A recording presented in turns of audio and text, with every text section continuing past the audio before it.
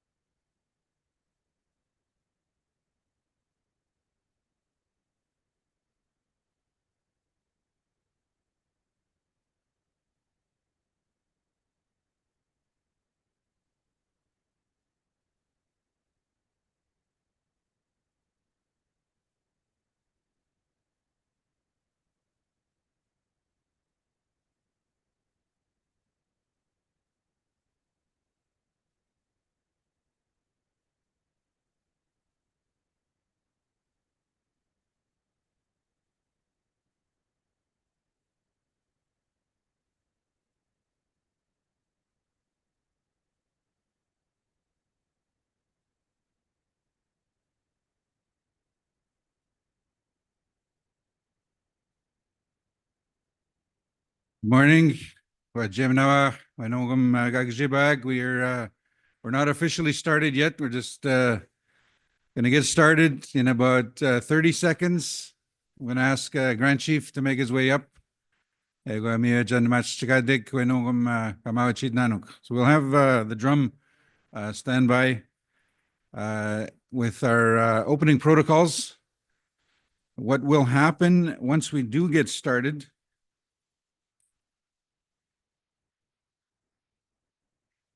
Once we do get started, we will have, as part of the opening, Thunder Spear Drum will be rendering two songs to open. The Eagle staff has been posted, so we will not have a formal grand entry, but we will have everybody in the room. The Eagle staff has been posted. The flags that are here are here, and they have been posted as well. We will have two songs, and then we will have the opening prayer. So that'll be the opening protocols, just to let people know. Yeah, I'll just wait on Grand Chief Fiddler, who is preparing for the opening. Yeah, give us about 30 seconds. And I don't think we're online yet. We're not online yet in the back, I hope. We are online? Okay. So we haven't officially started, but we will welcome everybody very shortly. About 30 seconds. Migach.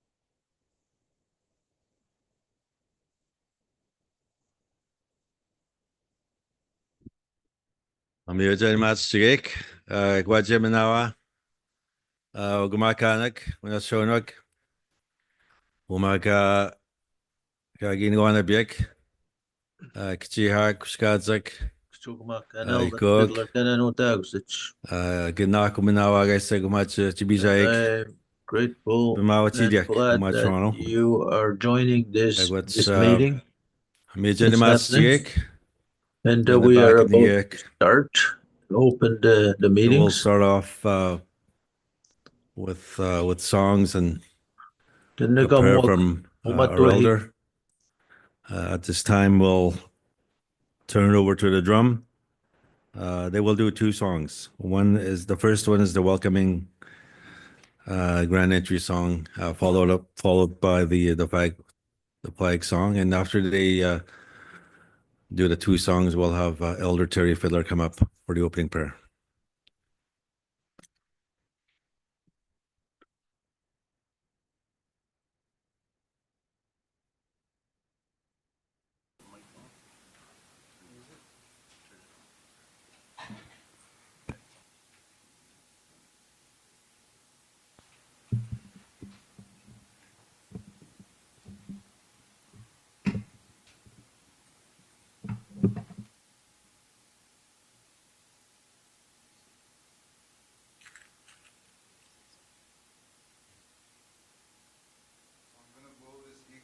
Today to bring in the spirits and Gijay Manido to help lead us in a good way and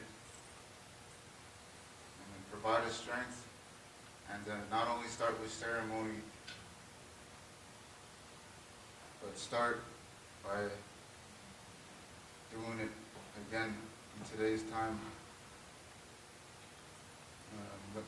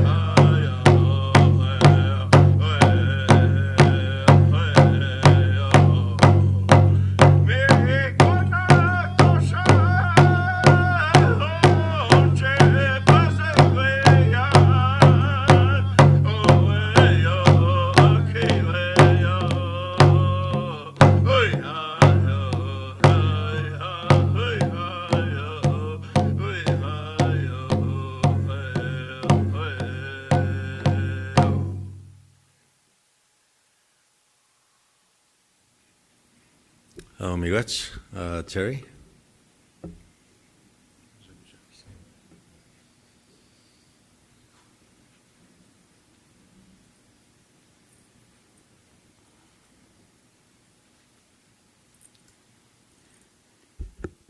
Miigwech.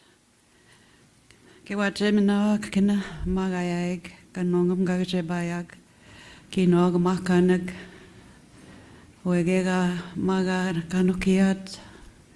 I welcome everybody this morning.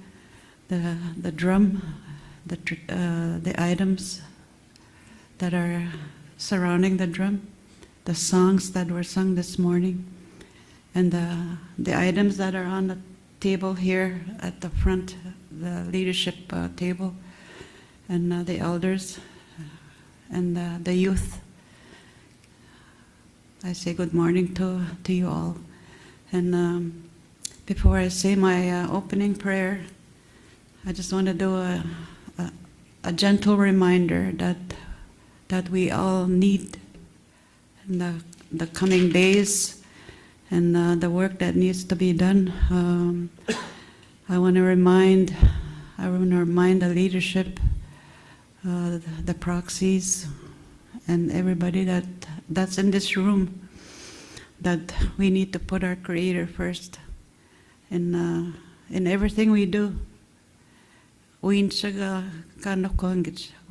work for Him.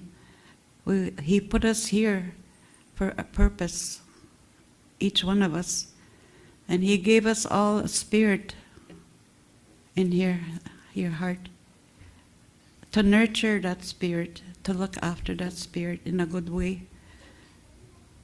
That's one of the teachings that my late father told me, and always to put Him first in what we do, and to be mindful that we don't hurt another person. When my dad lived with us for 27 years in Sandy Lake, after my mom passed away, when my husband started getting sick at home, he used to watch him. My dad used to sit at the kitchen table and watch him. And sometimes my dad would cry when he'd see my husband fall down or collapse at the kitchen counter trying to get his coffee. Those were the days that my dad, I learned a lot from my dad. And one day my dad called me to the table and he said, "Danis, ambe," which means come in our Ojibwe language. And what he told me is, I've watched my son-in-law struggle. I've watched you struggle looking after him and trying to look after me too. He was 94. And what he told me is, when I watched you, when I gave you away at your wedding, I not only gave my daughter away, I gave my daughter to the Creator. That's what he said. And when you said your vows, and we all say our vows in each way, our special ways. And what he said, when he said your vows to keep your husband, to look after each other in sickness and in health till death do you part. Those are the vows you took, he told me. That you made those vows to the Creator to look after your husband. You didn't say those vows to look after your dad. That's what he told me. So I said, I want you to look for a place for my grandchildren to come and visit me. He said, because my days are getting numbered, and he knew that. And that's what today. That's what I think about, is the vows that we all make to look after each other in sickness, in health. All of us make those vows to the Creator, and that's what we got to remember in the next few days, is to be mindful that we do not hurt anybody or bring anybody down. We're here to lift each other up. We're here to lift one another up. That's what that's what I remember this morning, hearing the drum. And I want to thank Aaron for bringing his drum here to be with us today, the grandfather drum. And I just wanted to make that reminder. So I'm going to say my opening prayer and ask Creator to come and be with us. And I always say my prayer in my language. I'm very proud that I still have my language to use that my parents gave me. Miigwech manito kinanak kamigo nongum gagashay bayag. Shonya kamigo kumdin digo. Atik ndotem mikinak dejon bejago miteo. Kinanak min manito oe nongum. Kagi pindige sewat oe atsokanag. Oe tega onda boat wabanong shahonong. Nangabionong giwetnong. Kewi no amai pindige sewat chibendaga naap migoek. Chibendaga nene migoek. Ukishiwat so no kewi no chibito atoma. Miyajaga wech minan manito. Kanawenim kinanongum kabigwenda moach. Kajgatenda moach kakashkenda moach nongum gagishkak. Enaganaguach kazag awach to demwan. Eshkamem chikanob mawat. No sob mat to demwan gazag awach. Miyaga wech minan manitum shkav zin gabich min shang ego get bimadson. Oege nongum Jimam nenmak awe chogamakan ujimesan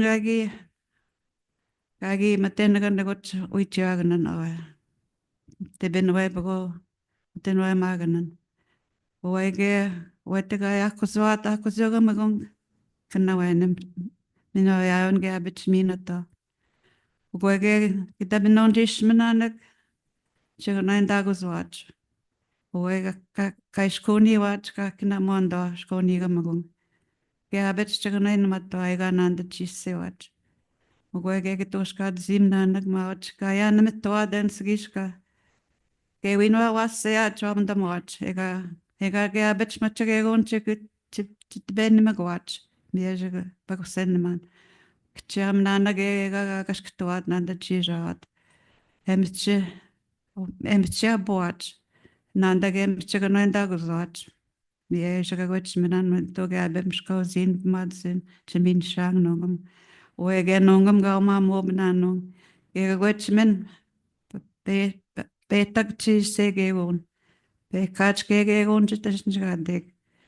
Mam nenjagan chamin shang. Mie shagawich minan nongum gagashe bayak. Migwach tashkito manito magabi shine. Kishoin dirgene pitoin. Mie migwach.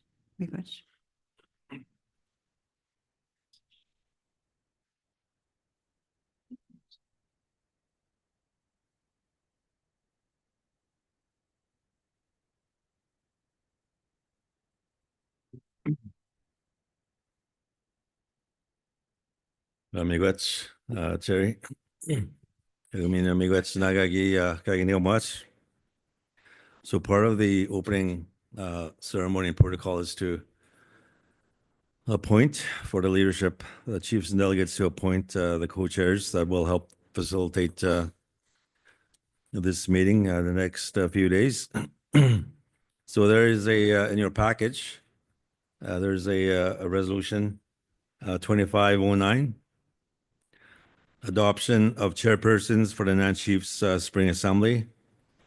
Be it resolved that the chairpersons of the Nishnawbe Aski Nation Chiefs Spring Assembly, May 2022, 2025, shall be Adam Fiddler and Youth Co-Chair Braden Colley. Dated at Toronto, Ontario, this 20th day of May, 2025. I'll need a mover. Chief Joan Black, Miigwech. And a seconder, Chief Sonny Batiste.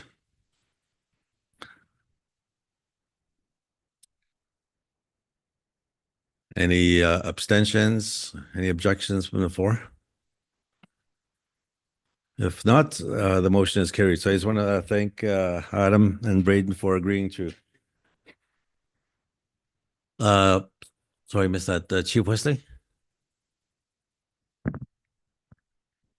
Yeah, your eyesight a little foggy. And also my hearing aids are not on, so Um, I don't see Madam Chair up there. Given the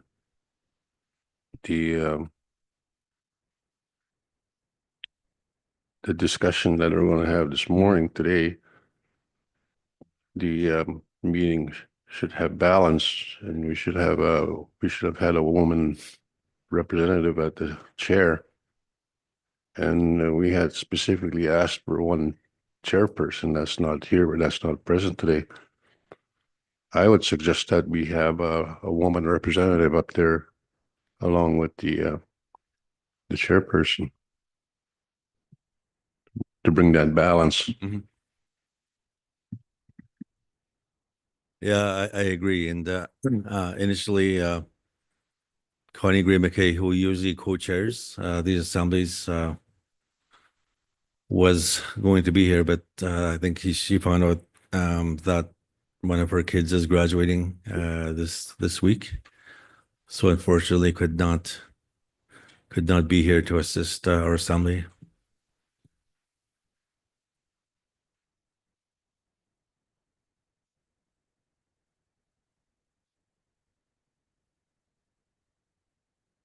So if you want to proceed with Adam and Braden, I'll just need some indication from the floor.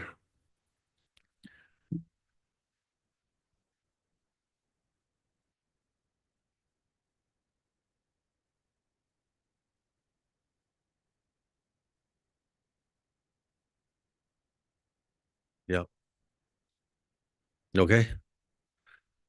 So miigwech, and just for future reference, Chief Wesley, we will make sure that there is a replacement sort of in the last minute if somebody can go. We will make sure that there is that balance in our assemblies. So miigwech for raising that point and that reminder again. So at this time, I'll turn over to Adam and Braden to take over the assembly.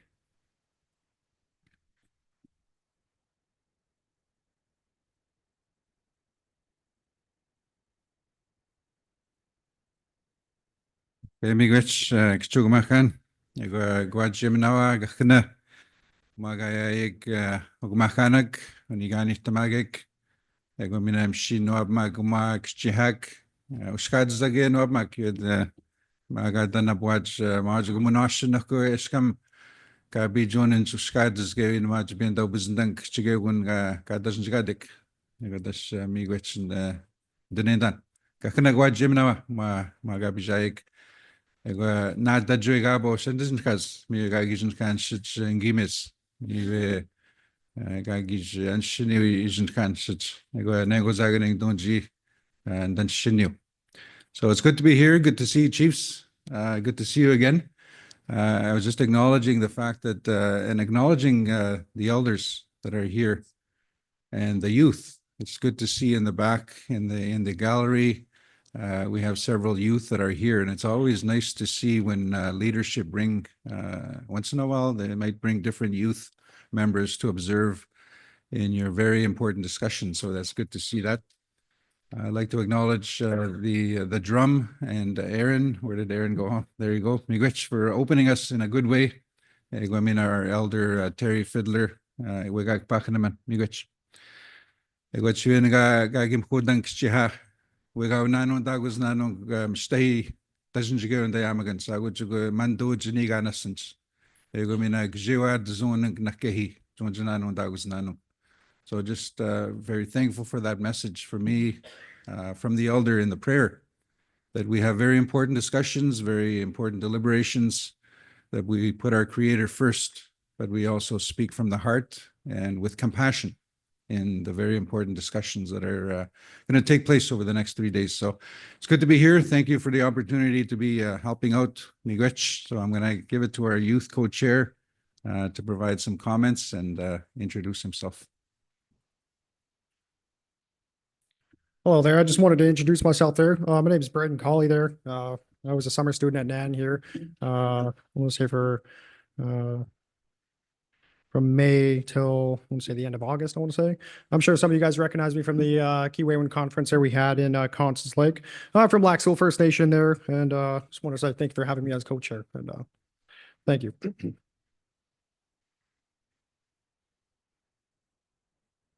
So Miigwech, he's a bit taller than me, so I got to keep lowering the microphone.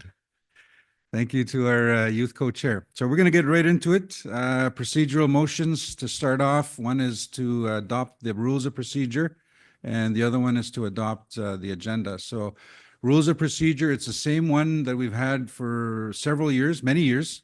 No changes. A couple of things in the rules of procedure. Just a reminder, quorum in order to make decisions is 23.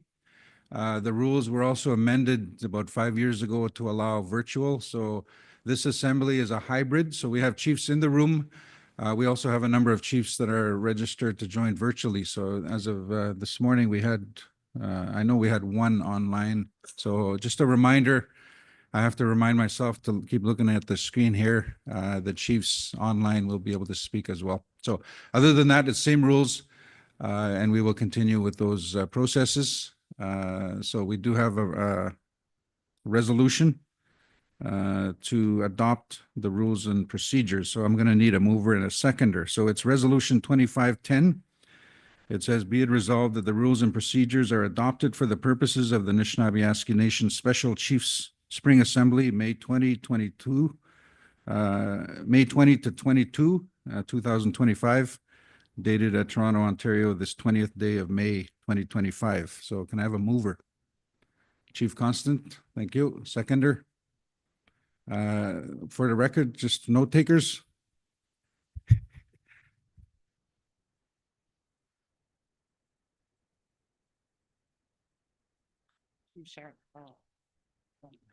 Miigwech. Chief Cheryl St. Dennis, Brunswick House First Nation. Miigwech. Get with it, Adam. Miigwech.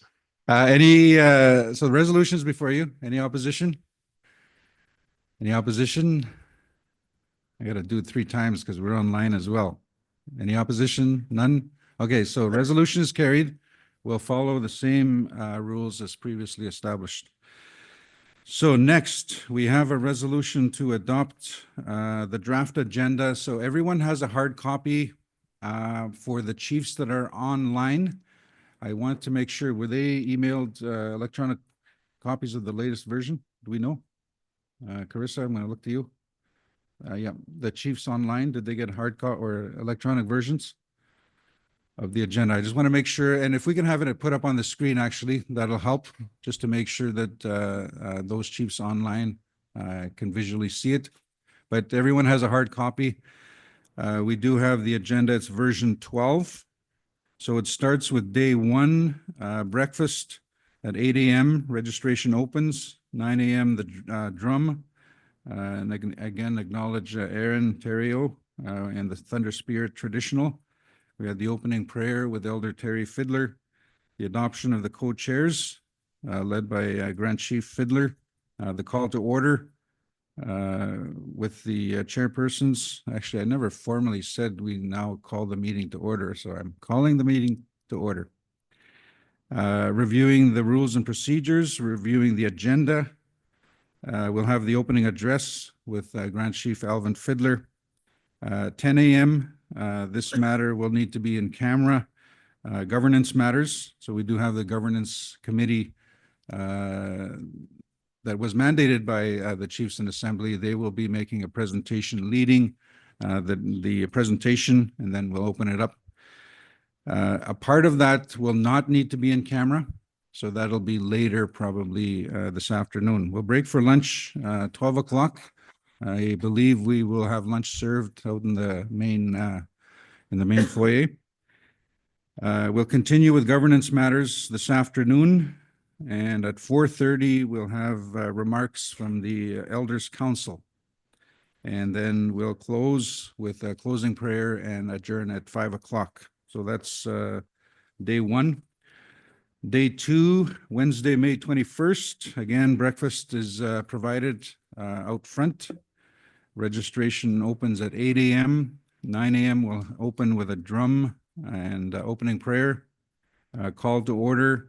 We'll have a summary of day one. That'll be done by myself and our youth co-chair. 9:30, we'll have a special presentation with the Oshkadizek Youth Council. At 10 a.m., we have the Member of Provincial Parliament for Kiwednuk riding, Saul Mamakwa, will be here to talk about Bill 5. And then we will have a session on Bill 5 presentation. This will need to be in camera because there is some privileged information, some legal advice that is being shared for the chiefs. So again, this is in camera. Dealing with Bill 5, the Protect Ontario by Unleashing Our Economy Act 2025. So that'll be led by Grand Chief Alvin Fiddler, and we'll have Amy Westland make the presentation, go through the legislative process, legal analysis will be presented, and then talk about the NAN response and some of the next steps. 11:45, again, this will be in camera. The Bill 5 Standing Committee is holding sessions. Their first session will be on Thursday, the 22nd. So there's an invitation to any of those that are presenting at the Standing Committee if they're able to come and address the Assembly. So we'll take take about 15 minutes to invite them if they wish to come and share a little bit on what they will be discussing and presenting. 12 o'clock, we'll have a blanket dance. So I know a lot of people don't carry around cash nowadays. It's all plastic, but there will be a blanket dance and fundraising to support Roseanne Thomas in support of the Walk for Bullying and Violence Awareness. And we'll get some more information about that, but there will be a blanket dance, a blanket song at 12 o'clock. There will be a working lunch tomorrow. This is not a formal agenda item on the NAN Assembly, but we will have lunch. You can go grab your meal, come back. There will be a very important presentation on the First Nation child claims, dealing with childhood compensation. I know it's a very important matter. Leadership chiefs are asking for more information. So we have a presentation with Corey Mikas, First Nations liaison with the Ontario North region with Deloitte. So that'll be tomorrow during lunch. We'll come back at 1 o'clock and the topic is treaty. We'll have Luke Hunter and Amy Westland again. We'll have a discussion on the treaty declaration and also an update on treaty litigation that is currently taking place. Just a review of some of the litigation. Specifically, we have 2 cases listed, the Treaty 9 class action and annuities, also the co-jurisdiction case. So again, this will have to be in camera. It's dealing with privileged information and legal review. 2:30, Sustainable Initiatives. Deputy Grand Chief Bobby Narcisse will be presenting that, and then we'll go to resolutions at 4 o'clock. And then we'll wrap up and close at 5 o'clock with the closing prayer and adjourn. Day 3 will be a bit shorter, and I'll explain why. But we'll start with, again, breakfast, 8 a.m., 9 a.m., the opening protocols. We'll have the drum and the opening prayer, call to order. And then at 9:30, we have the Women's Council to make a presentation. We then have at 10 o'clock, Jordan's Principle and Choose Life funding. That'll be presented by Deputy Grand Chief Bobby Narcisse. At 10:30, we have the 7 Youth Inquest funding presentation. That's being presented by Deputy Grand Chief Anna Betty Ajnibeneskam. And then closing remarks with the Oshkadizek Youth Council at 11 o'clock. And then 12 o'clock, closing remarks, closing prayer, and we'll close with the drum. So just to let people know, this will come up tomorrow in the discussion about Bill 5. Again, as I mentioned, there is hearings happening on Thursday with the Standing Committee. Grand Chief Alvin Fiddler will be presenting with We'll be presenting at the standing committee with Chief Archie Wabas at 1:00 at Queen's Park, just a couple of blocks from here. So that presentation is happening again to the standing committee, 1:00. So I think there will be discussion in terms of involvement of the chiefs that are here. That'll be discussed when we deal with that topic tomorrow. But just to let people know that that'll be taking place Thursday afternoon.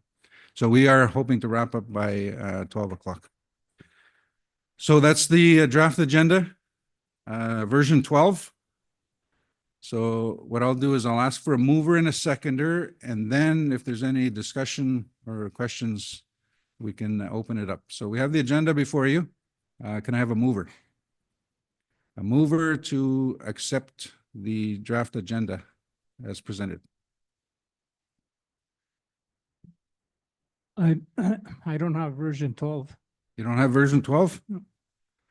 Okay, which version do you have? Version 1, you got 5? Okay. Version I'm looking at says draft agenda version 12. Can you just check?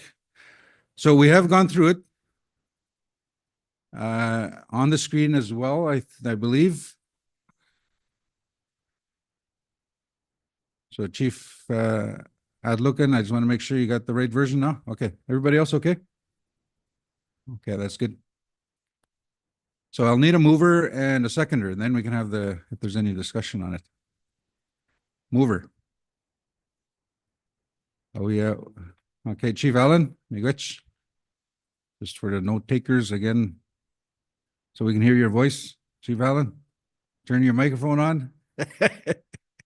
Rules of procedures actually say we need to have you state your name and your First Nation. Yeah. Chief Rick Allen, Constance Lake.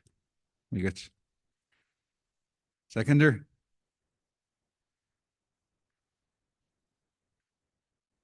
Chief Wesley Catholic. Miigwech. Any discussion? Any discussion? Yeah, Chief Allen and then Chief Wesley. I'm just wondering if there's any update on the final settlement agreement that we might need to be here, because I don't see it on the agenda, and maybe that's something, a little quick update on it. Which, Okay, so we can either do that now, or we can do a really quick update after Grand Chief's comments. We have, I think, a very short update. Is there a preference? Maybe after Grand Chief? Okay, after Grand Chief. So we will officially add that as a very brief update after. Actually, can that be sort of incorporated as part of your comments? Okay, we won't change the agenda, but that'll be incorporated. Yeah, Kennedy will come up. Okay, thank you. Chief Wesley. Is there any way we can adjust the agenda for this today to have the Uskadizak speak?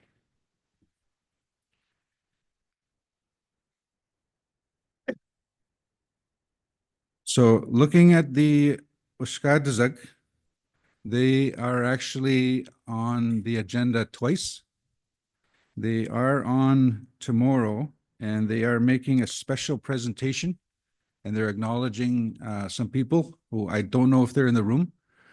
But on top of that, there was an extra request to have them present a second time at the end, because they wanted to provide some closing reflections. Yeah, Based- I'm referring to the special request. The presentation? Yeah, we need to hear them. Okay, Thank you. so I'm looking to the Uskadizak. The agenda item for day 2, I understand you're acknowledging some people. Are you able to do that today, or are they here? Hate to put you on the spot. There's a request to move that agenda item to today. So they're just huddling to see if they can do that.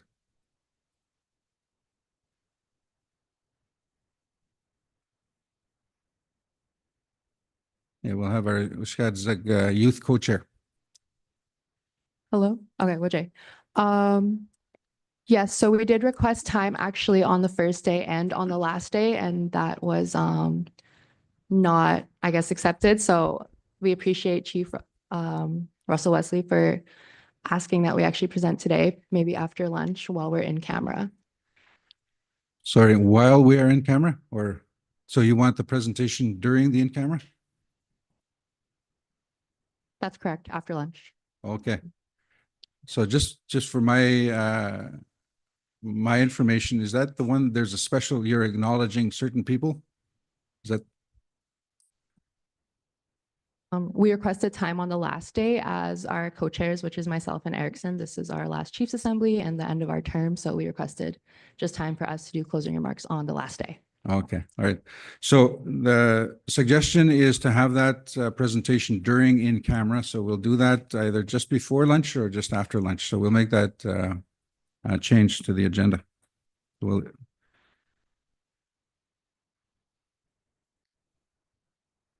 okay, very good. Migach. Any more discussion? Yeah, Grand Chief. Your proxy taken, I can't remember which First Nation for proxy. Nishnawbe, okay. Oh, your microphone.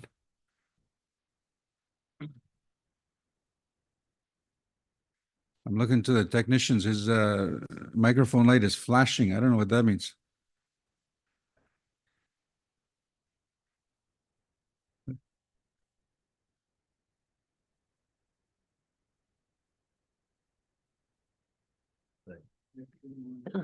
Okay, oh, there we go. How's it?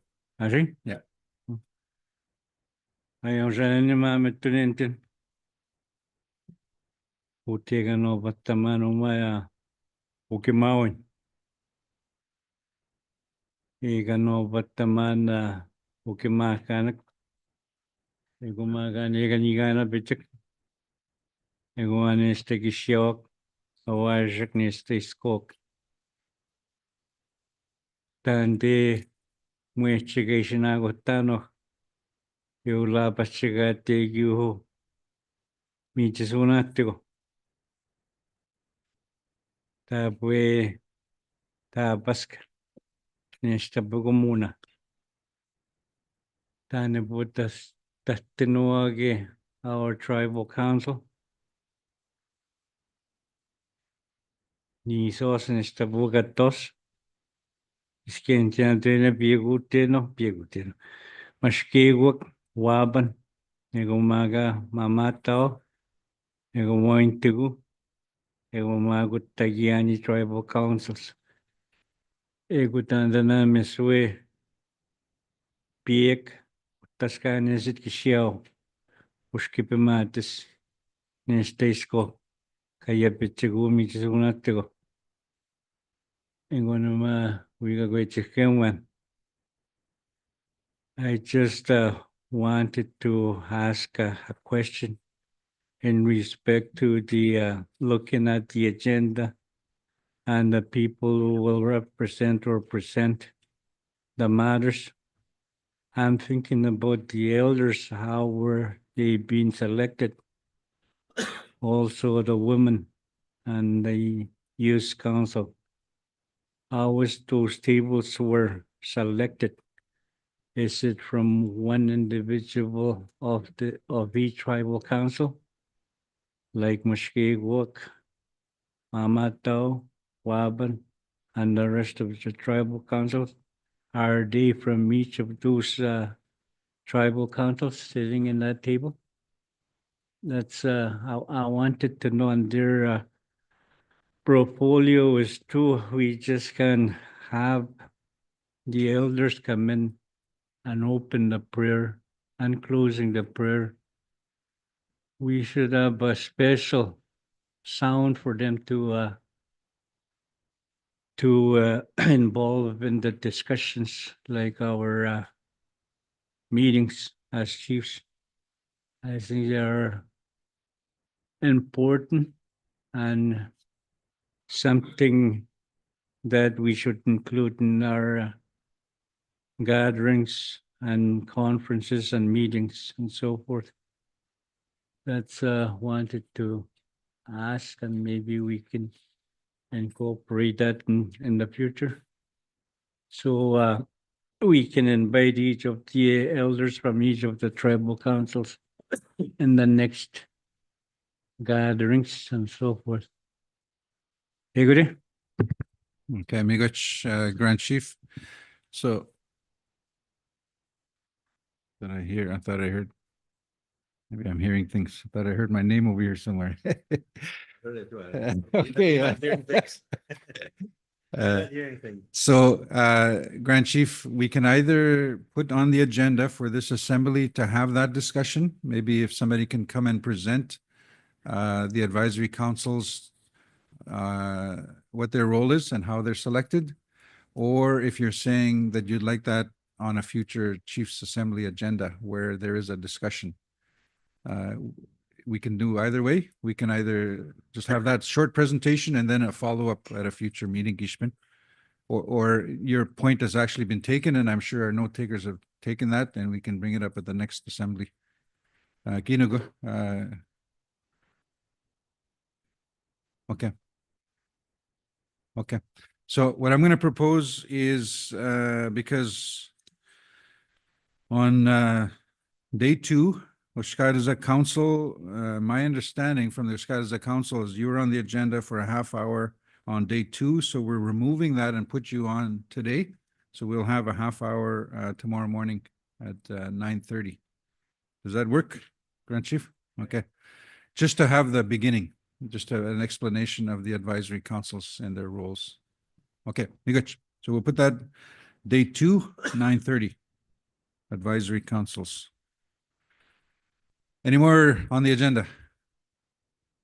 So we've got some changes. So this would be to approve the agenda as amended. So we have a mover and seconder. Final comments? Yep. Final comments.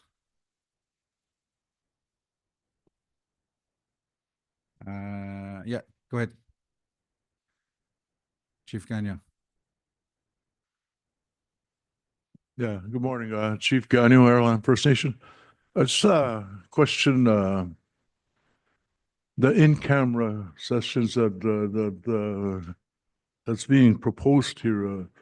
Like my community, I represent my membership, and if I was to bring my members to this meeting, I don't think they should be asked to leave because they need to know what goes on behind the NAN itself and other like tribal councils and all that. That in-camera should be allowed to bring in your own people to listen to what actually goes on, especially on this governance one. So I don't see why we're being so secretive about what goes on within our organization when we have to kick out our own members that need to know what goes on within our organization. So again, I see a lot of in-cameras here that are going to be called today to be talked about in a very secretive way that I'm not too comfortable with that. Thank you. Okay, Migoch. So I see Chief Saint Denis, did you have your hand up? Okay. You were just giving me that. Okay. Before I go to Chief Beardy, just in terms of the in-camera, so that's a very important discussion. We can either have it now or we can have that discussion before that agenda item. Do you want to have that discussion now? Sort of opening up the in-camera. Or can we deal with it when we get to that specific item and then we'll have that discussion? Is that okay? Either way. Yeah, it's just a comment that I'd like to, make clear to Nancy. She said, our organization represents people.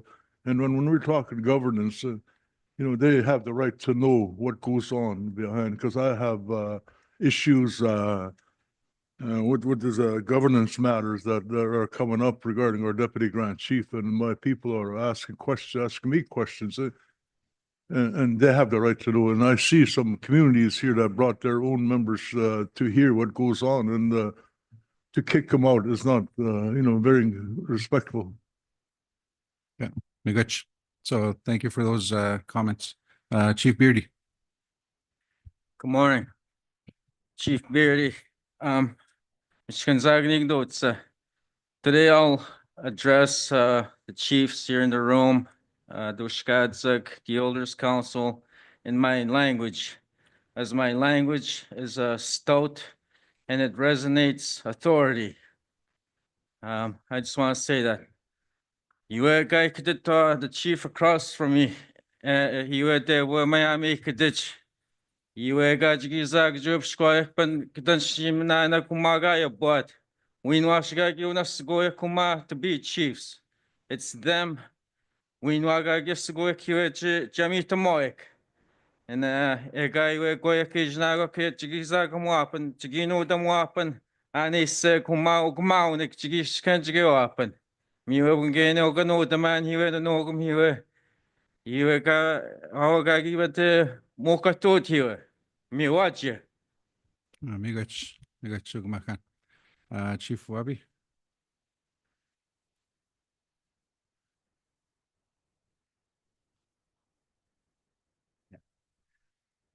Chief Wesley, microphone in the back. I would want to make sure we can actually turn it on. Oh, there we go. Hello. Good morning. Chief Jose Wesley from Kishetron. I wanted to, regarding about in-camera session with our organizations and our members.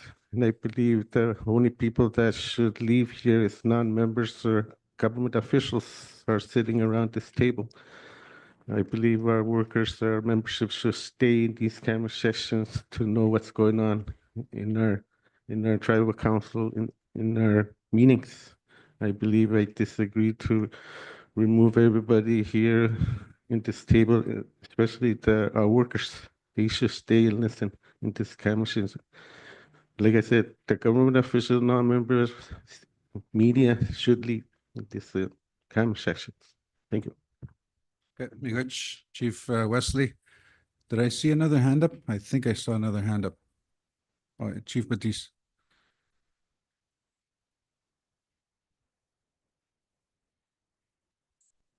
So I'm not sure why, but these microphone, okay, I think what's probably happening is There we go. one microphone at a time. Yeah, okay. Yeah, well, I agree with some of the chiefs on, in camera and not in camera, but also too, a lot of the ordeal, what's going on within the NAN structure, it's at home. Everybody knows what's going on. So why in camera? I mean, it hit everywhere. It's on Facebook. I mean, everybody knows what's going on. Then us chiefs at home, we get questioned, well, what the heck's going on there? Why can't this be a simple process on fixing it, whatever is wrong with it? So I don't disagree with in-camera, and I do disagree having in-camera as well, because I do believe, as elected chief in my community, it's our responsibility. They put that on us to come and fix whatever issue that we have. But yet, when we go home, we still have to reveal it to our band membership as well anyway. So that's where I'm at a struggle with, with in camera and not in camera, because we still have to be accountable to our membership at home. So whatever route we take, I'm comfortable with, but the concept behind it is everybody knows the issues, what's going on at NAN. And the majority of the people that I talk with at home, they want to have an organizational review of the whole process, of the whole NAN organization. I mean, this was brought up before too as well. And we're at that point now where we just don't know, well, me and myself, I just don't know where we stand anymore. There's too much dictatorship. There's too much, and there's some of the employees are afraid to speak out, to say the truth about things, because they get targeted, and that's not right. Anyway, that's my point. Sorry. Thanks. Miguch, Chief Batiste, I think that's all the hands that I saw. So regarding the in-camera, So there's some suggestions that we should not go in camera. Just be aware that there are actually a couple of agenda items that that are recommended to be in camera. There are different reasons for going in camera. A lot of times, we do not want the media in here. We don't want government in here. For example, if we're dealing with strategy on how to deal with either the federal government or the provincial government, and there is strategizing happening amongst the chiefs on how to stand together and deal with government. Well, you don't sit in the back rooms of the provincial government or the federal government in their strategy sessions. We don't know what they're strategizing about. It's not fair that they turn on the computer and listen to our discussions as we strategize on how we are going to deal with them. So there are times that the recommendation is let's go in camera. On day 2, there is a discussion about Bill 5, which many First Nations are feeling is very threatening to First Nations to open up territories for development. The recommendation is that that internal discussion at your level be in camera so that the Ontario government is not listening to your discussions. That's one reason to go in camera. So that is why the presenters have requested that that specific agenda item be in camera. Now, there are other times where you're dealing with very sensitive information that might be privileged information, where your lawyer will be presenting privileged information to you. So there are some in-camera sessions dealing with some of the treaty litigation cases that are out there. There will be a summary and a legal review so that you can get that privileged information. So that is why there is a recommendation to go in camera on some of those. I, as co-chair of this assembly, I'm not privy to the information that will be presented. I will get it at the same time as you, so I'm not sure exactly what the discussion is. There are other times where you're dealing with, sometimes it could be HR matters, or it could be very personal information about certain people that you have to follow due process.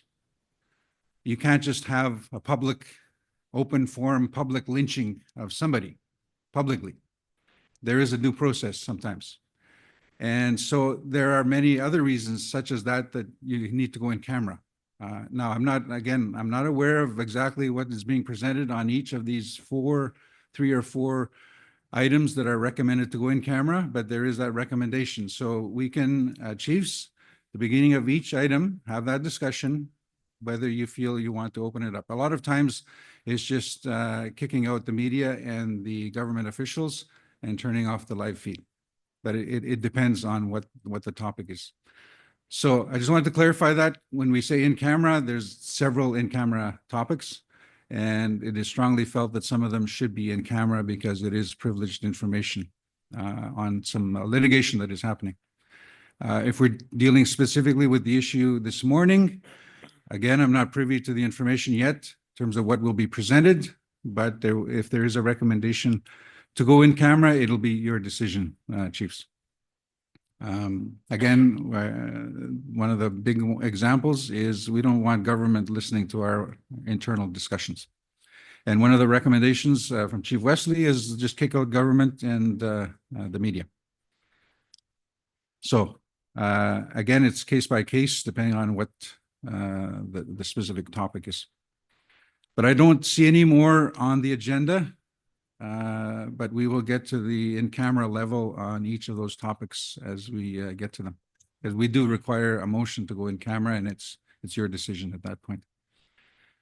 Any more, though, on the agenda itself?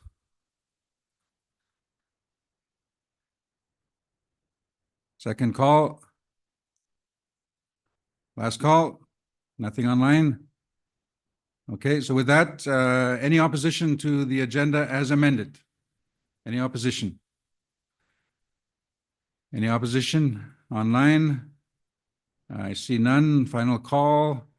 Okay, so agenda is accepted on the understanding that each of the in-camera sessions we'll discuss before we start. Okay, so Miigwech, it is now, what time is it now? 10:20. So we're going to go to Grand Chief Alvin Fiddler's opening address. The final topic as part of that will be a quick presentation on the settlement agreement. So with that, Grand Chief Alvin Fiddler.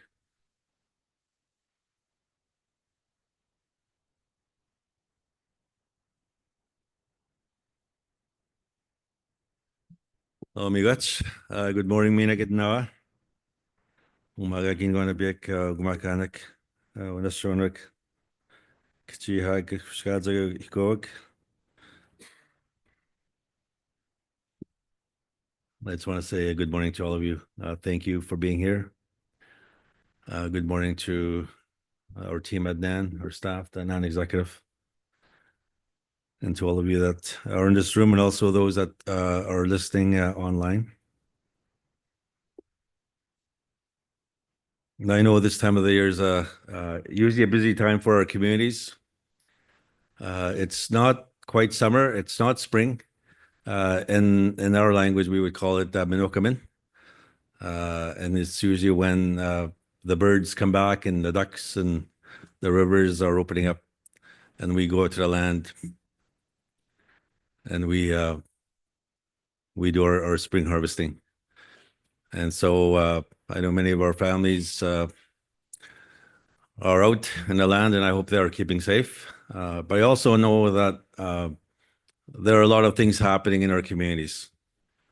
For example, we just had 4 of our communities being evacuated, 3 of them for the threat of flood happening in their communities, and also in the case with Nishnawbe, they were evacuated. A good number of their community members were evacuated over a month ago because of the field spill and other concerns that they have with their nursing station. So I just want to acknowledge those chiefs that have been involved in those evacuations. I know that there's some follow-up we need to do to ensure that transition back home goes well. So I did see your letter, Chief Wesley, for example, the concerns that you have with committee members coming back and issues around food security to ensure that people that were evacuated, whether they were gone for a week or 2 weeks or 3 weeks or a month, that their food supply gets damaged, or that it goes bad, their food supply, and that there's no food for them to go back to. And these are real issues that communities that do evacuate their members have to deal with. And so there's some follow-up we need to do this week to ensure that people going back to their homes and their communities are looked after. So I just want to acknowledge Fort Albany as well, Ottawa, Biscuit, and Saskatchewan. I also just want to acknowledge those communities and families that have lost loved ones recently. And I know these are real issues that you as leaders have to deal with almost on a daily basis, on a weekly basis, to look after those families and individuals that are struggling with loss and with grief. And I just want to acknowledge my own brother, Sonny, who lost his partner, Jody, yesterday morning. It was sudden. And so I just want to acknowledge my own family, my own brother, their kids and grandkids. I also just want to acknowledge this happened in Round Lake. So I just want to acknowledge Chief Sakachigabo and my own chief, Chief Carla Duncan. And that's the reality for many of our families, many of our communities, that the loss and the tragic events just don't seem to ever end. And it's something that we need to, as leaders, be prepared to support those individuals and families that are struggling. And so, again, I just want to thank you for being here. And also those that are able to join online. As you heard from the discussion around the agenda this morning, we have some very important issues for us to discuss and hopefully resolve. You may recall that last summer, when we were running for the positions of the non-executive leading up to the QN conference, that we traveled to many of your assemblies, in some cases to your communities. And I really took that time to really listen, to hear you when you're talking about the concerns that you have with Nishnawbe Aski Nation. That in the last 2 years or in the last 3 years, something happened to this great organization. Something went wrong. And there were investigations that were done. There were findings and there were recommendations that were made. But that work didn't totally resolve everything. And I heard you last spring, in May and June, July, leading up to the QN conference that we had in Constance Lake in August. And I specifically remember at the Matawa Assembly at Niskandiga, the chiefs that were there talking about this. And I remember Chief Solid Lucan speaking. And I was just sitting right behind him, and I was just trying to jot down some notes to what he was saying. And to me, it's very clear that the serious concerns that you expressed at that time needed to be fixed. They need to be addressed. And so a week before the assembly happened in Constance Lake,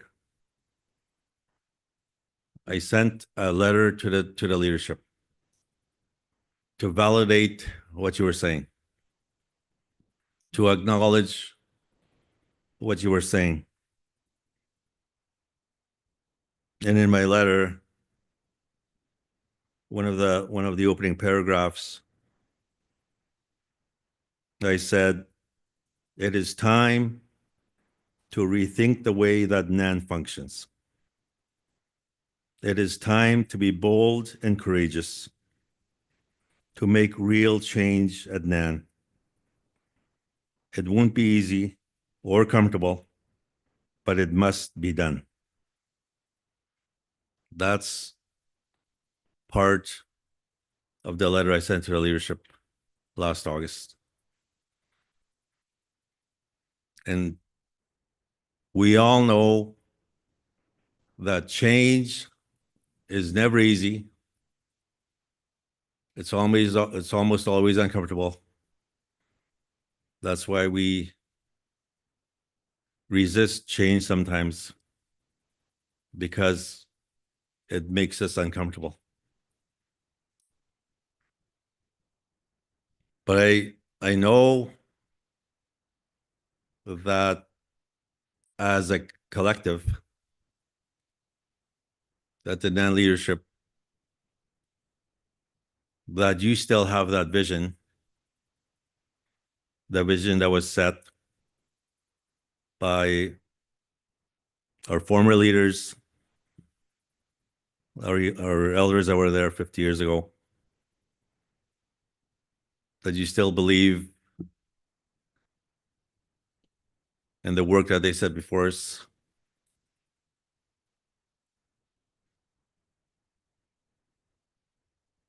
And it's something that when we accept the role to become a chief or a grand chief or a deputy grand chief, we take on that responsibility. And I think there are times in our history, for example, this organization is now 51 years. There are times when you have to pause and just really examine where we are today, where we've been the last 50 years, and I think more importantly, where we want to go, where we want to see our children, our grandchildren be 50 years from now. And so this is an important time for us to examine ourselves.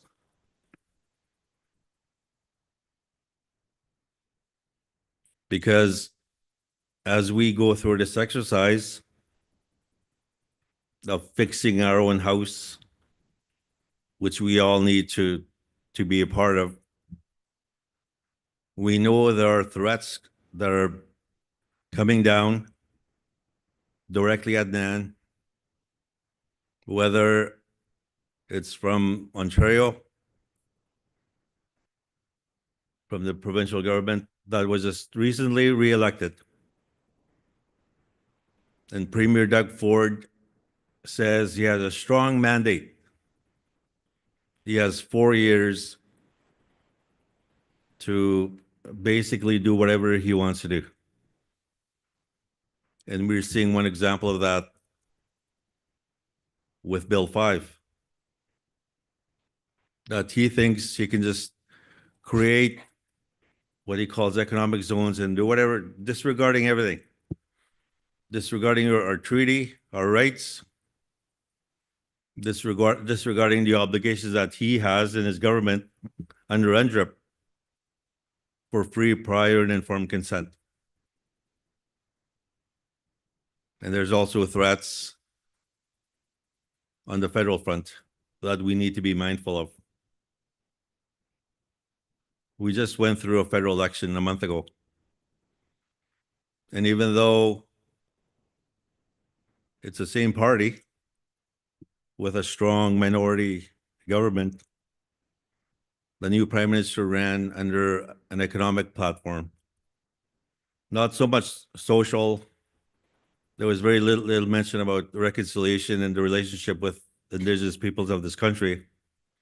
It was all economic. And you may, if you followed the campaign that happened, Doug Ford and Mark Carney were pretty close. In fact, Doug Ford, I think at one point endorsed Mark Carney, which is pretty rare for a sitting premier from one party to endorse a federal leader from another party. And you have to believe that they reached some sort of an understanding how they want to implement their economic agenda. And that is what we are seeing playing out right now. And I am sure that in the days and weeks ahead, that we will hear more about what the federal government is doing or planning to do. And it's all under the guise of national security or economic security. And so these are real threats that we are going to be facing while addressing the many challenges that exist in our communities with water, with housing, with infrastructure, with emergency management. with mental health and addictions. And I believe that's the only way we can do this work is if we do it together. But first, we need to have some very difficult conversations about what NAN is, what NAN should be, and how it can be better. And I look forward to listening to your conversations about that, because this is where we get our direction. This is where we get our mandate. And again, I just want to say miigwech to all of you for being here.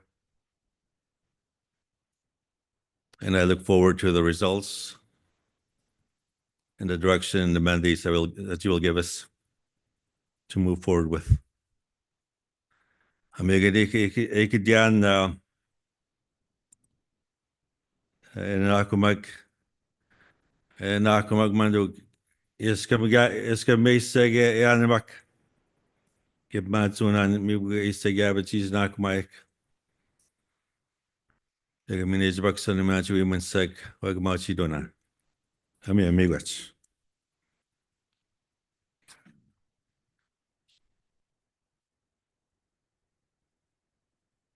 Miigwech, Kchugumakan, Alvin Fiddler, Yuagagi Pagid naman. So as part of Grand Chief's comments, there was a recommendation or a request to have a discussion or a very quick update on the settlement agreement. So I'm going to ask Kennedy to come up and provide just a very quick update. Adam. And thanks, Chief Allen. I thought I was off the hook this week, but here we are. So I'll just give a very quick update. I know there's a lot that you all need to talk about today. So since you all, or the NAN chiefs, approved the Ontario Final Agreement, the Child Welfare Agreement, at the end of February, on March 7th, we brought a motion to the tribunal and asked them to approve that agreement. So you'll recall that that was the next step in having the agreement implemented. So after we brought that motion, the approval motion, we received quite a few letters of parties and First Nations requesting to intervene on the matter. So what that means is those organizations or First Nations want to be part of the proceedings and want to be able to speak on the agreement and its approval. So there were 2 First Nations in Ontario who have come forward and said that they want to intervene and have interested party status in that Ontario approval motion. There was 10 organizations and First Nations and regions outside of Ontario that have come forward and said that they want interested party status in that motion. The tribunal asked the parties, so NAN, COO, AFN, and the Caring Society, to give their perspective on if we think that those parties have an interest in the proceedings and if they should be able to speak on whether or not the tribunal should be approving the agreement that was approved at the NAN and COO levels. So last week, NAN gave its position on the 2 First Nations in Ontario. So we said, and COO said the same, that they clearly have an interest in the outcome of the proceedings. So if the agreement's approved or not approved, they have an interest in the outcome because they'll be affected. For the 10 parties outside of Ontario, we opposed their interventions. We said we don't think they have an interest in whether or not the Ontario Final Agreement is approved and that they shouldn't be able to sort of delay or stall the implementation of the Ontario Agreement. So at the same time, there's a national motion going on that the Caring Society has brought, urging Canada to go back to the table with the rest of the country. So that's proceeding on a parallel track. So maybe I'll ask if there's any questions about that right off the bat. Sorry, it's kind of complicated. It's kind of all procedural things going on right now. But essentially the core question that's going on is, should other parties or First Nations be able to have an influence on if the tribunal approves or doesn't approve the final agreement?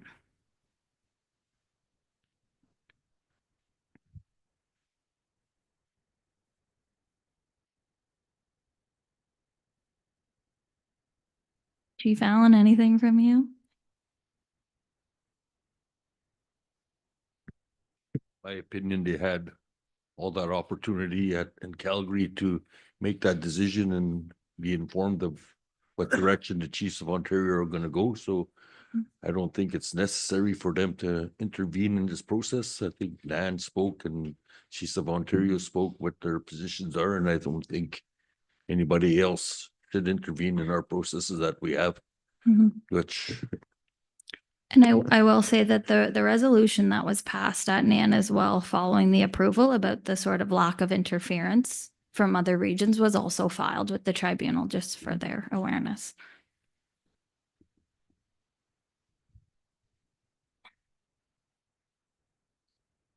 Victor? Be in camera, No. as I sit here and we're one of the interveners. I mean, Yeah. the only intervener now. Yeah. So in the original draft agenda, I thought it was going to be in camera, this discussion, but I guess it's all right. But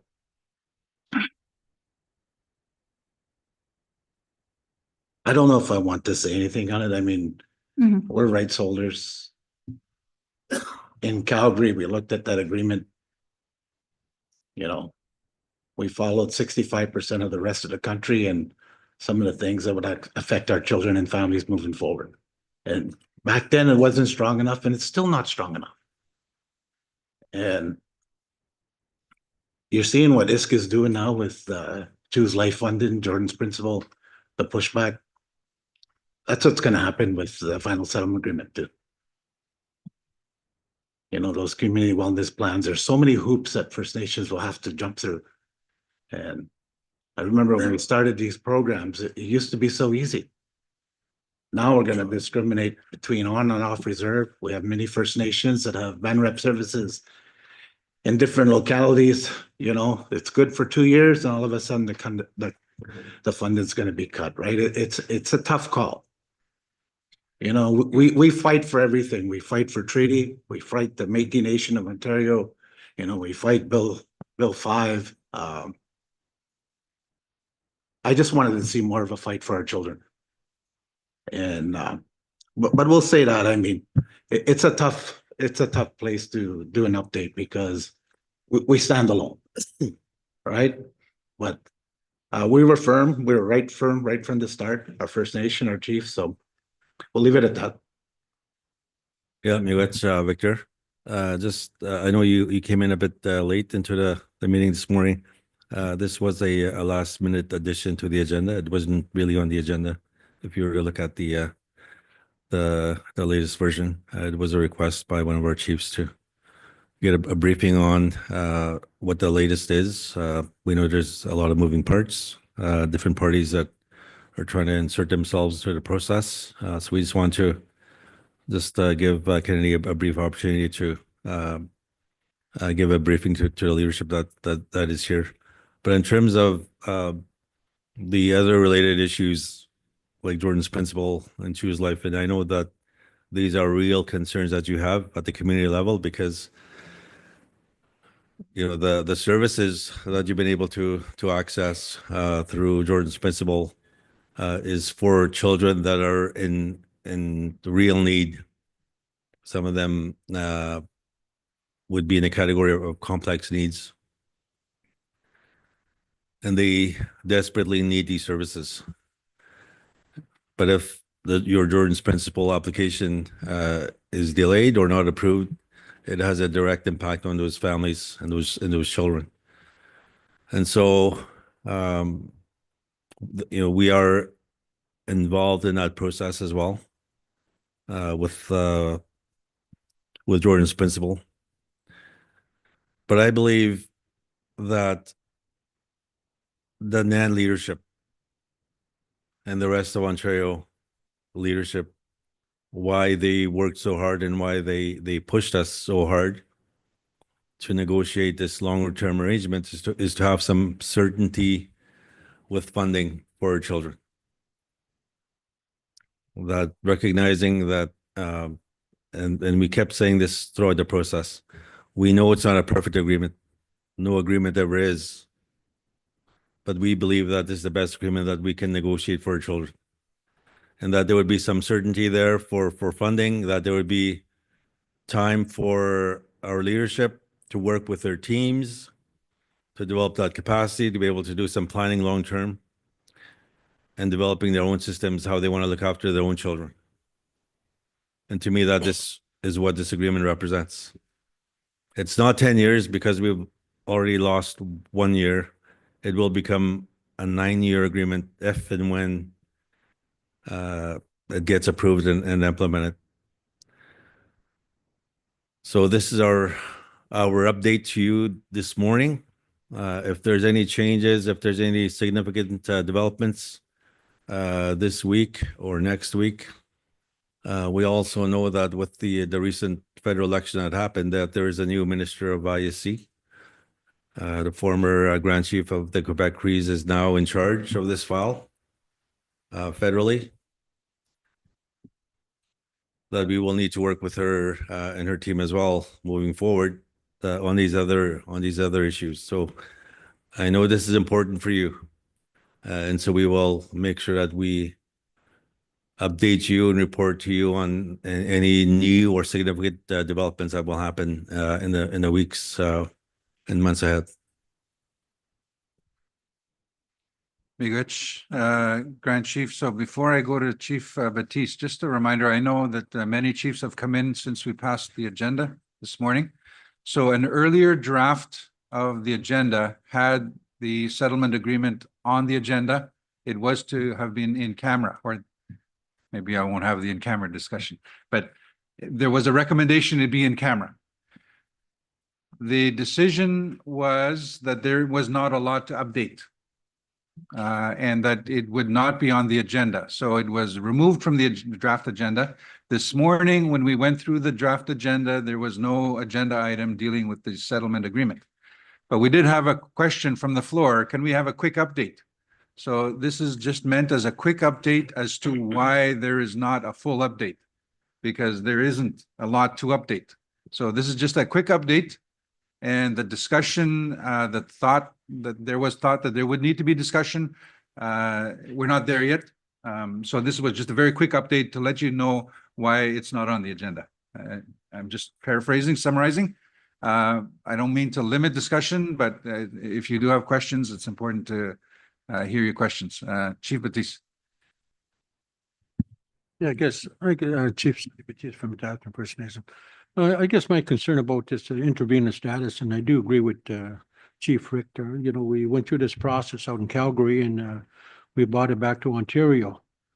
It's to deal with our children, all right, but also too for intervenors, with the other First Nations that want to intervene, well, that's fine.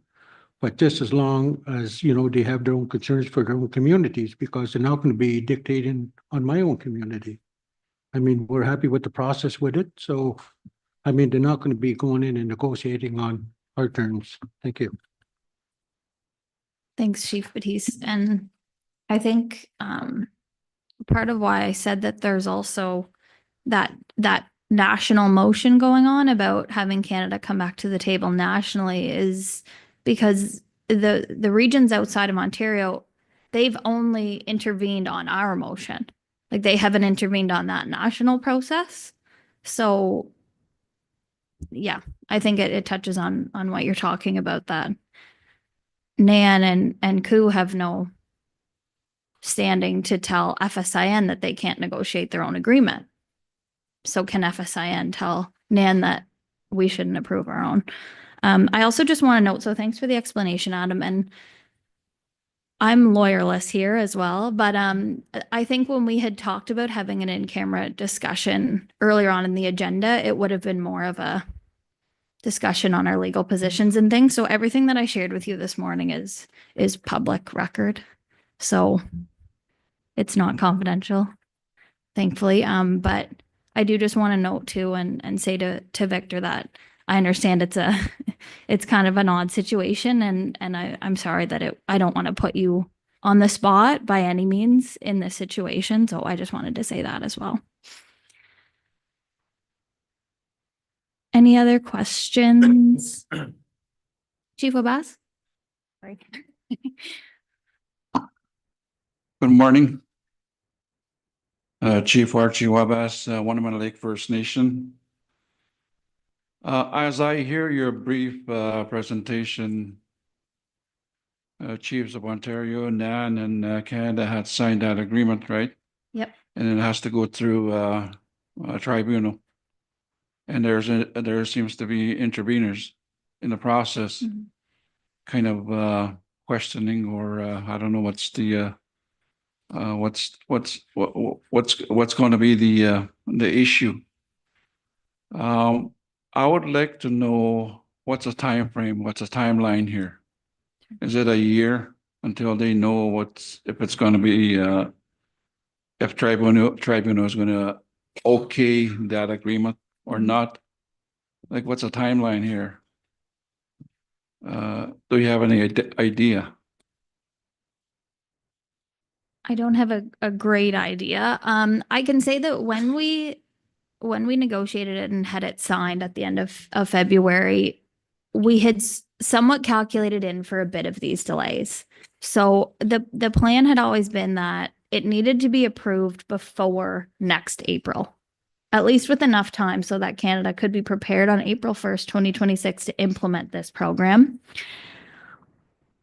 So some delays have arisen, as we've guessed. I would say right now we're hopefully still on track for that. They shouldn't take, and this is just, I can't tell you with any certainty how long the tribunal will take to decide on this. But they need to decide on this question first about whether the interveners will be granted status before they can decide on the approval motion. So this may not take that long for them to decide, but then they'll actually have to hear our arguments about why we think the agreement should be approved. And if the other parties are granted status, I'm sure they'll hear their arguments about why they think it shouldn't be. But if I had to sort of guess right now, I would think that we're still roughly on track for that kind of 1 year timeline we had estimated. And if we get into the situation where, Julian starts telling me this is looking like it's going to prolong, then that's definitely something we'll come back and update on.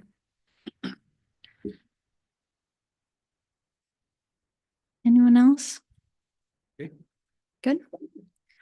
Okay. Thank you, everyone. Chief Beardy. Oh, Chief Beardy. Am I on? Yes, You're I am. on. Good morning. So in regards to the Ontario Final Settlement Agreement, I understand that most governing bodies to these First Nations are by far Child Family Services agencies. I, for myself, had voted yes in regards to accepting the OFA because I see situations where my children are falling through the cracks where a Child Family Services entity cannot accommodate them. And I'm still seeing this through the Jordan's Principle. My Jordan's Principle worker came last week, pretty much once a week, give or take, where the application process, she's not getting any response back, and I'm frustrated with her. Even, I believe, from the Nan side, Joyce Wesley, we had engaged with her, but I could not take her call when she had called due to circumstances that came forward where I could not speak to her. If Nan is saying that they advocate for First Nations, where are they? My Jordan's principal worker is coasting her positions as a JP worker right now, but she has another job that where we throw her at for her to be occupied. I understand that's one part. I also want to address the chiefs in this room.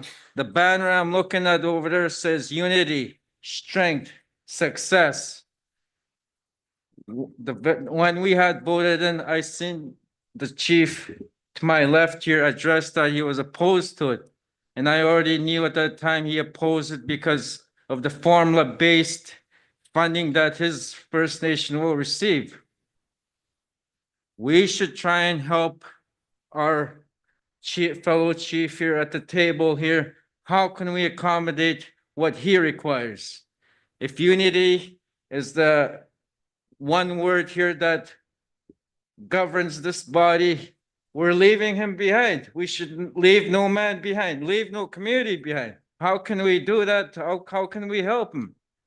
You know, if that's not the case, you know, maybe we should scrub out unity from that Nishnawbe Aski banner and to with the Nishnawbe Aski Nation, with the Grand Chief addressing to dismantle ourselves on how the governing structure should look like.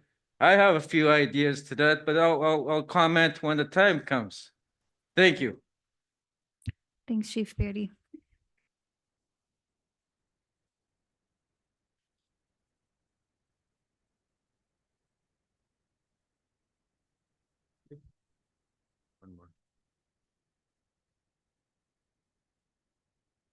Morning. Proxy Michael Jolly from Quebec Council of Cree Nation. More of a comment, I guess. I'm also serve as the president chairperson for Peakitano. We are the technical arm looking after services for our youth and children to help support our communities. More of a comment of, there should be, I know for a fact that our executive director has reached out for dialogue regarding the final settlement agreement. And I know other agencies have also asked for dialogue. Now, I realize it's a political situation, but you also have to count on your team, your technical team that is on the ground. So more of a comment of the opportunity of better dialogue between, I guess, whoever's in charge of this portfolio and also the technical teams that are out there. Because we all have agencies that are working on the ground on behalf of the organizations. And these are the people that they're your technical people. Again, they also have some comments, some concerns, some strategies that should be looked at. Again, I realize politics is one thing, the political machine, but also too the technical. So just more of a comment, and that I know when I get back, I'll be telling my executive director to reach out again, and I hope that the response will be a little more favorable. Thank you. Thanks for that. And I agree, especially now as we sort of, I've said before, move out of hopefully soon this sort of legal process and into that implementation process. It's absolutely something that the agencies are going to be a huge part of implementing this agreement and need to be involved in that discussion. So thanks for raising that. All good. Okay. Well, thank you, everyone. And I'll be here all week if anyone has any more specific questions. Oh, Chief Bruce, how are you?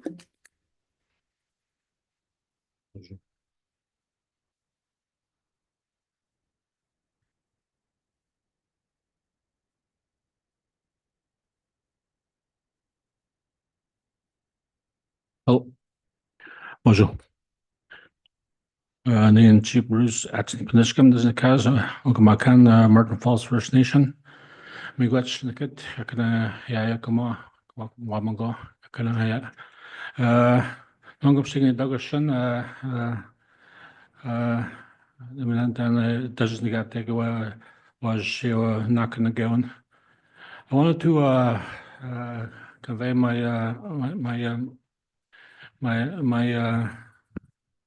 greetings and I just got in from Toronto, Thunder Bay this morning.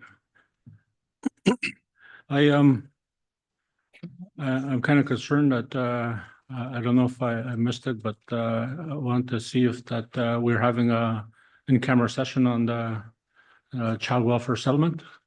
Is such an important issue for, chiefs to understand, the complexity of, all the legal issues, and then we should be privy to that. So, I'm just wondering what's going on with that. Thank you.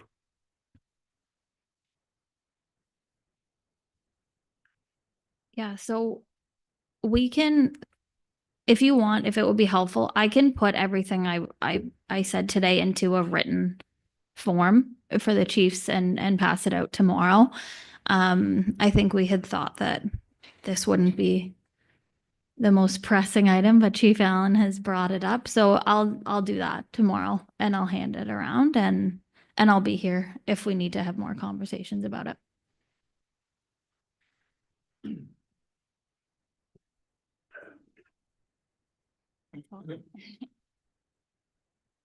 Miigwech, Kennedy, for the presentation, and that concludes Grand Chief's opening comments as part of the assembly. So we're going to move right along. I know it's just after 11 o'clock. We're going to continue on to the next agenda item, which is the governance matters. Now, a couple of things. I think I heard 2 requests in that last agenda item that we need to have that discussion in camera. So again, this comes back to the point that sometimes there is a need to have in-camera sessions, sometimes.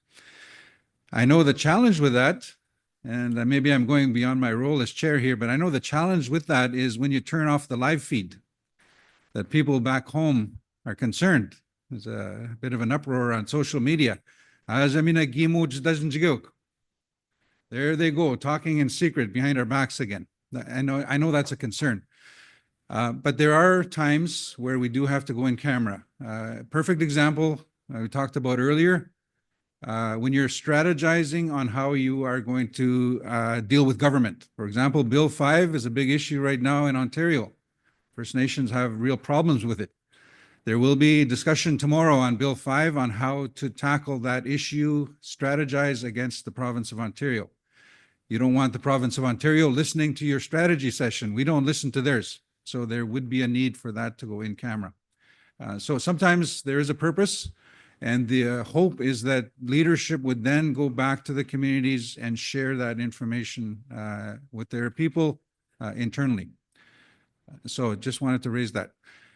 The next agenda item is dealing with governance. And again, the recommendation is that we go in camera. We had lengthy discussion this morning on to what extent we go in camera. Some feeling that we should not go in camera. Others feeling that we should at least kick out government and media. So I think that was sort of the basic level, but we need to have that discussion. I am not aware exactly of what the information that's going to be presented, to what extent we need to go in camera. But the other reality is, and it was pointed out this morning by one of the delegates who decided to refrain from some of his comments because it was not in camera. And if it was in camera, I think he would have said more. And so that's the issue. So before I open it up for comments, the first suggestion that I've heard was, let's at least kick out media and government. And then we can have the discussion to decide how deep we need to go in camera. If we're comfortable with that, and then we can have that discussion. Chief Gagnon. Yeah, I still don't have no clarity on this in camera because I feel that I'm in a gag order situation where I cannot tell my people what it is that that we're discussing here. It feels like it's a little club here that we're sitting together, talking and making recommendations on their behalf. And my friend here brought a truckload of people from his community to listen in on, and it shows a lot of disrespect to have to kick them out because this club here wants to talk about issues that pertain their business, our membership's business. So I have a big issue with going in camera with something that pertains to even Bill 5. You know, if we're planning something, the plans come from the communities that we serve, the people that I serve. I bring to the table, and then it becomes a marching order, as Nan would, to advocate on behalf of my community. It doesn't go top down; it comes bottom up. So that is my issue with in cameras. Is that we're doing things schemooch, and this is not right for me, anyways. That we discuss, things, agenda items that pertain to our membership. And, I feel like I'm being a gag order. So when does this in-camera session stop? Do I go back to my community and say, I cannot discuss this? That's where I'm getting at here, because this is who I represent, is my people. And they have the right to know what goes on at this level. So with that, I'll go with the flow, but it's just that, I'm really, I have no clear direction here as to how we're going to proceed with this governance and Bill 5 when we have to, talk amongst us and again, my comments. Miguel, Chief, so I see two hands that have been raised. So just a reminder, it's your decision. I always say, this is your meeting. It's your decisions, not my decisions, not the executive's decision. This is your meeting. You decide. Frank, did I see your hand? Just for the record again. Yeah, good morning. Good morning, chiefs, delegates and elders and youth council, women's council, and all the other chiefs here. Why we go in camera?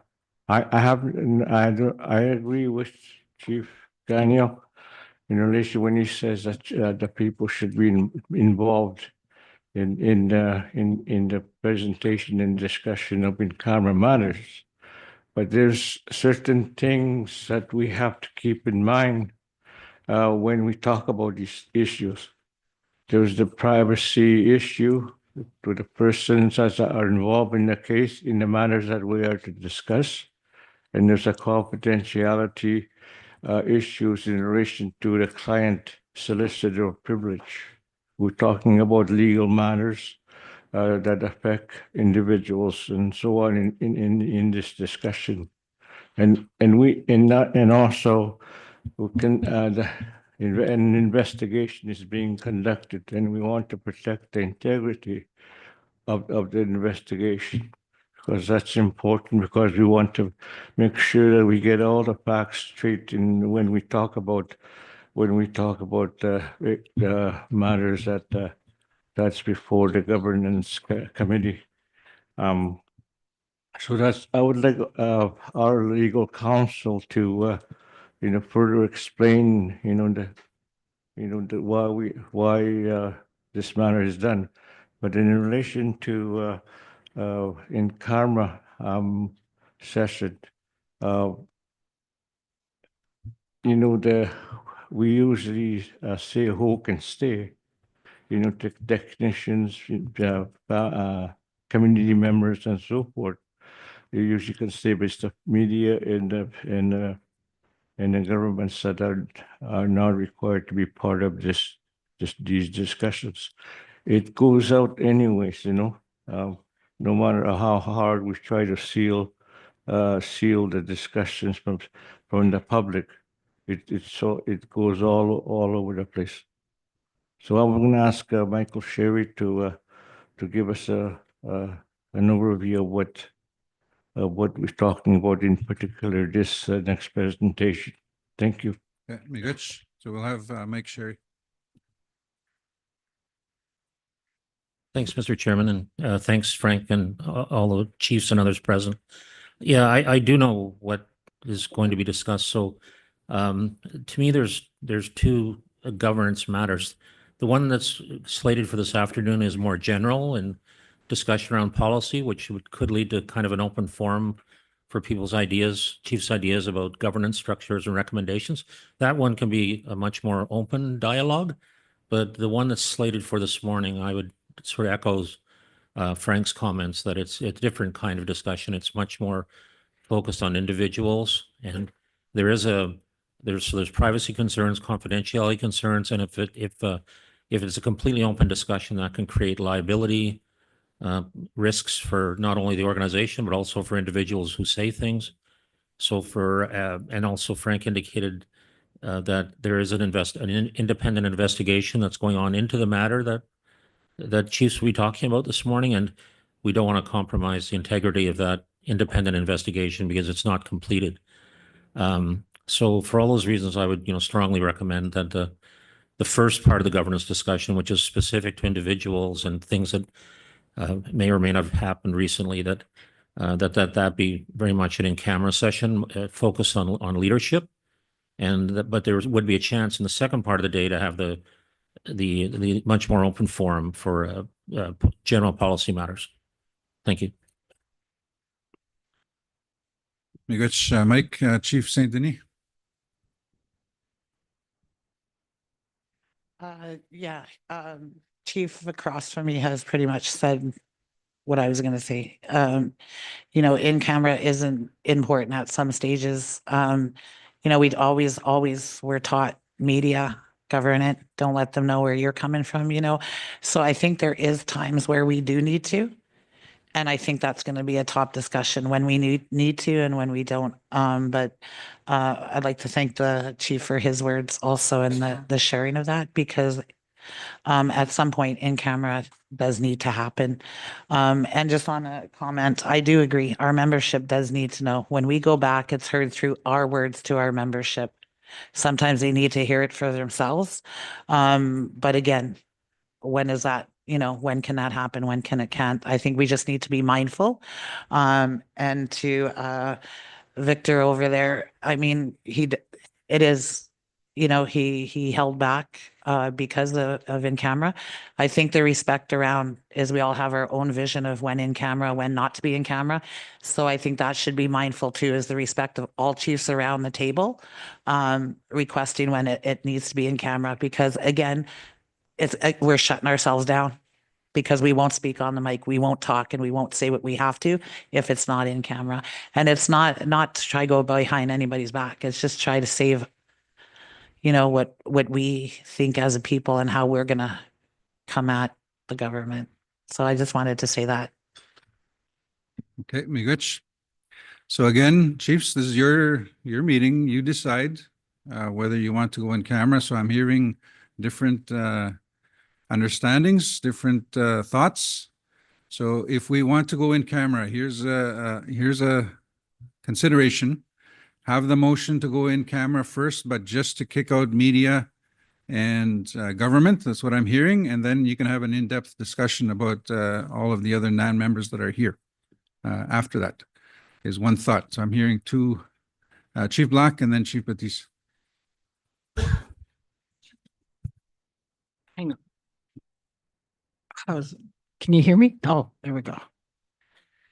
Okay, there's so much going on here. And, as chiefs, it's our responsibility to our communities to ensure that we have a good executive representing us. Our communities depend on us. When there are issues within NAN, I haven't got a problem bringing that home. My people need to know that, and they will. But it really shouldn't be happening. When I have AGMs, I invite NAN. Derek Fox brought his whole executive to our AGM, and that was so wonderful. The people were so happy. And he delivered a really good presentation to our people. And you know what? Some of this discussion actually stems back to that time of Derek Fox. Now, this whole issue that's going on was brought forward because of the incident or the situation with Bobby Narcisse. I'm going to say it. And when I was contacted, I actually saw the similarity to Derek Fox. And it just brought on more and more concern from several chiefs. And we had a chiefs discussion. There were 3 of us. Was it 4? 4, right?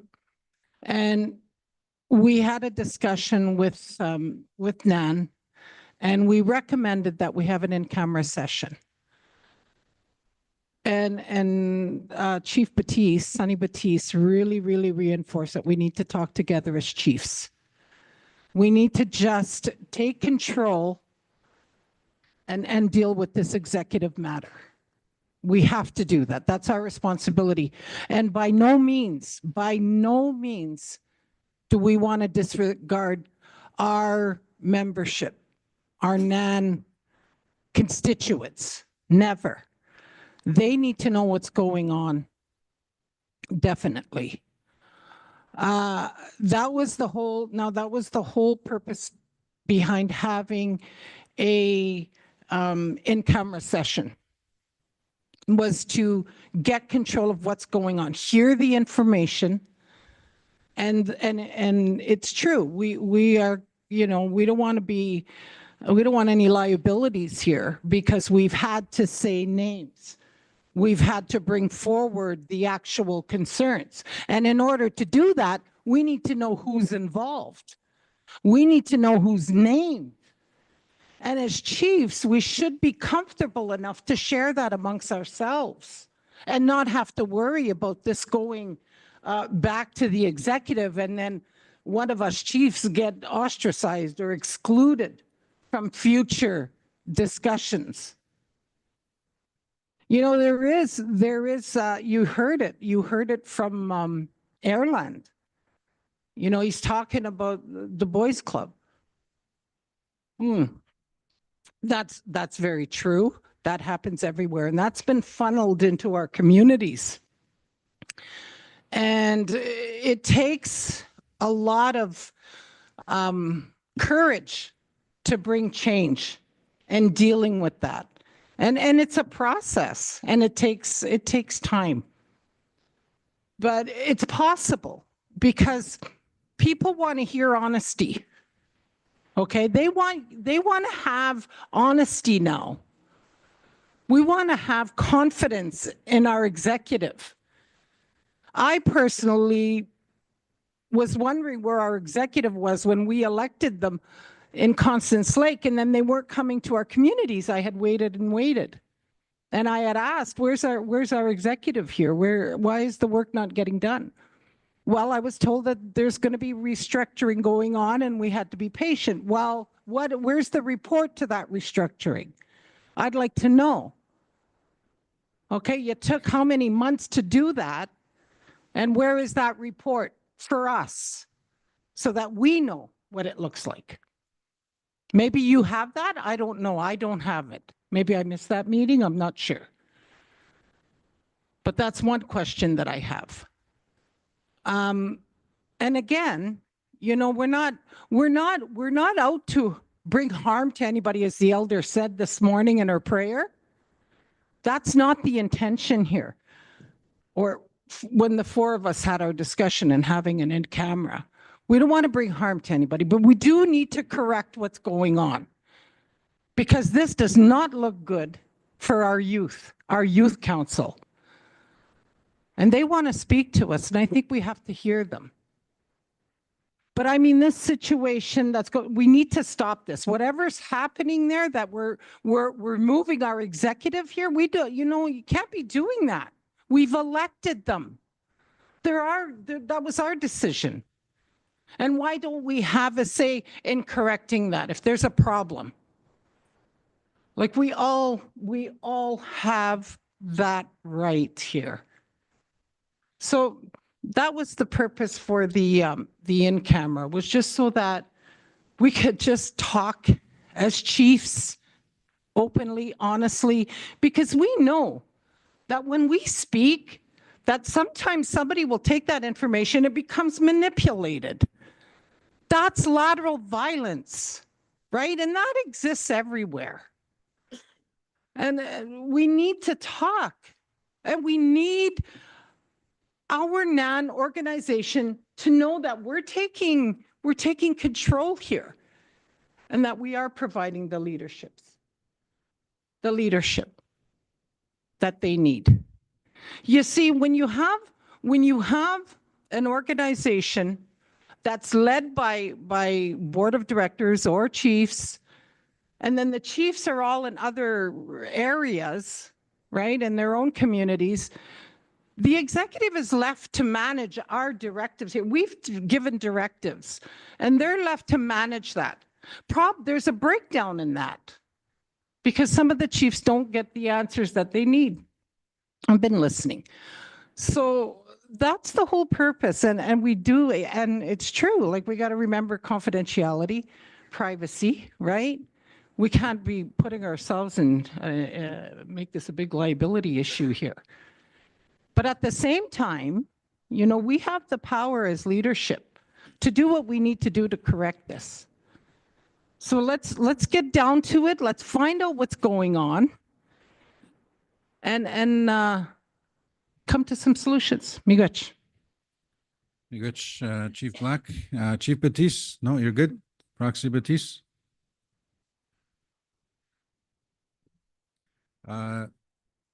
Sorry, Jason.